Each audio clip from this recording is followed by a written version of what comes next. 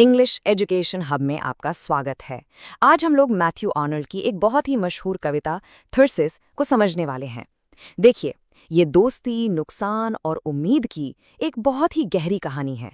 तो चलिए इस खूबसूरत सफर की शुरुआत करते हैं। तो देखिए, कविता की शुरुआत ही इन लाइनों से होती है। तो जून की एक तूफानी सुबह, बाहर चली गई है और बाहर के साथ मैं भी चला जाता हूँ। आप जानते हैं, ये शब्द सुनते ही फौरन एक उदासी का माहौल बन जाता है ना। और ये हमें एक ऐसे सवाल पर सोचने पर मजबूर कर देते हैं जो मुझे लगता है हम सब ने अपनी जिंदगी में कभी ना कभी जरूर महसूस किया है। वो सवाल ये है कि जब कोई दोस्त हमेशा के लिए चला जाता है तो उम्मीद कैसे मिलती है।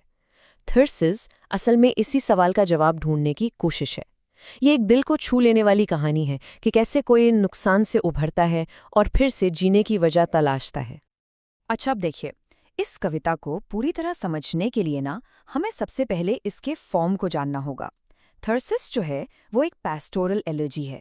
अब आप पूछेंगे ये क्या होता है, तो ये एक तरह का शोक गीत है। मतलब एक ऐसा गीत जो किसी की मृत्यु पर लिखा जाता है। और इसकी सबसे खास बात यह है कि इसकी पूरी सेटिंग किसी गांव देहात के शांत और खूबसूरत माहौल में होती है। और इसके जो कैरेक्टर्स होते हैं वो होते हैं चरवाहे, यानी शेपर्ड्स। पर यहाँ एक मज़ेदार बात है। इस कविता में जो चरवाहे हैं वो असली चरवाहे नहीं हैं।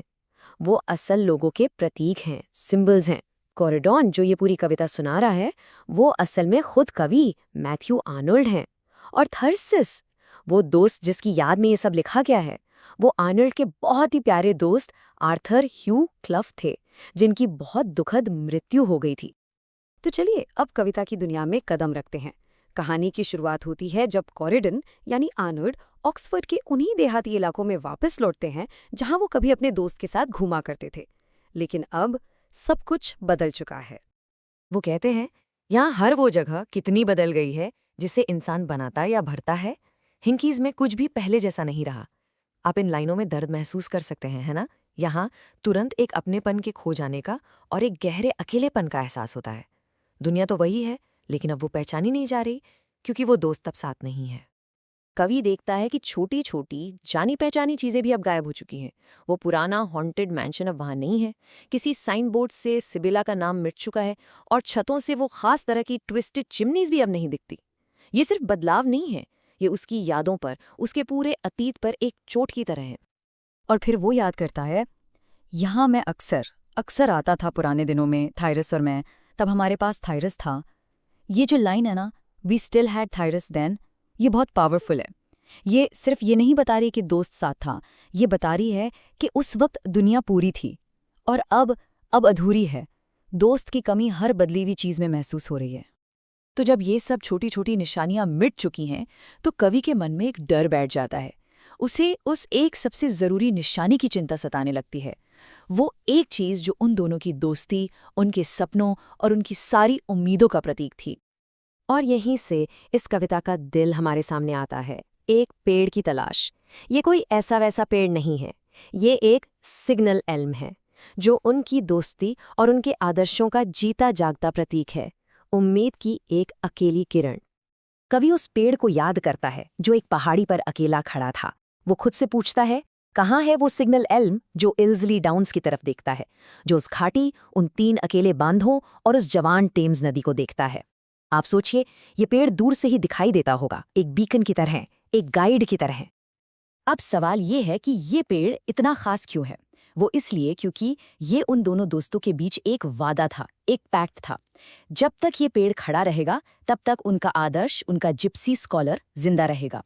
ये जिप्सी स्कॉलर एक पुरानी कहानी का कैरेक्टर है, एक ऑक्सफोर्ड का स्कॉलर जो सच्चा ज्ञान पाने के लिए दुनिया छोड़ देता है। आर्नल्ड और क्लफ के लिए वो आदर्शवाद और सच्चाई की खोज का प्रतीक था, और ये पेड़ उनके लिए उसी आदर्श के जिंदा रहने का सबूत था।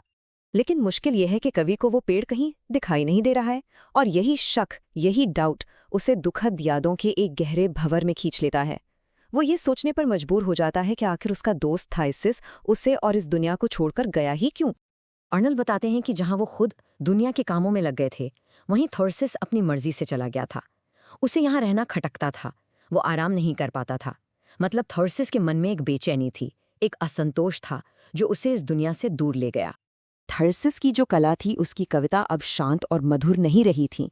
उसमें उसमें आधुनिक दुनिया की समस्याओं का शोर, उसका शक और उसका संघर्ष झलकने लगा था। वो एक परेशान करने वाली आवाज़ बन गई थी उन तूफानों की जो हमारी खुशहाल ज़मीन के बाहर कहर बरपा कर रहे थे। ये असल में मॉडर्न लाइफ का प्रेशर था, विश्वास का संकट था, जिसे वो सह नहीं पाया और आखिर में टूट गया। और अब ये निराशा कवि को पूरी तरह से घेर लेती है। उसे अपनी बढ़ती उम्र और मौत का एहसास होने लगता है। वो कहता है, हाँ तुम चले गए हो और मेरे चारों ओर भी रात धीरे धीरे अपना साया बुन रही है। यहाँ रात का मतलब सिर्फ असल रात नहीं है, ये जिंदगी के खत्म होने का, उम्मीद के बुझ जाने का भी प्रतीक है। और ठीक उसी पल, जब सारी उम्मीदें खत्म होती दिख रही हैं, जब कवि उस अंधेरे में डूब ही रहा होता है, कहानी में एक जबरदस्त नाटकीय मोड़ आता है। अचानक उस खामोशी में एक आवाज होती है। कुछ शिकारी अपने घोड़ों पर सवार होकर वहां से गुजरते हैं। इस हलचल से कवि का ध्यान टूटता है। उसकी निराशा का जाल एक पल के लिए टूटता है और वो ऊपर देखता है। और फिर डूबते सूरज की उस आखिरी सुनहरी रोशनी में उसे वो दिख जाता है, अपनी अकेली पहाड़ी पर नंगा खड़ा वो पेड़। अब इस लाइन में जो राहत है, जो खुशी है, जो आश्चर्य है, उसे महसूस कर सकते हैं। उसकी तलाश पूरी हो गई है। ये सिर्फ एक पेड़ का दिखना नहीं है, नहीं, कवि के लिए ये एक ओमन है, एक शुभ संकेत। इस एक पल में सब कुछ बदल जाता है। उसे अपनी खोई हुई उम्मीद, अपना खोया हुआ विश्वास, सब कुछ वापस मिल जाता है। वो मानो अपने दोस्त की आत्मा से बात करता है, कहता है, सुनो ओ थाइसिस, हमारा पेड़ अब भी वहां है। इसका मतलब ये है कि हमारा जिप्सी स्कॉलर, हमारा आदर्श अब भी इन पहाड़ियों पर घूमता है।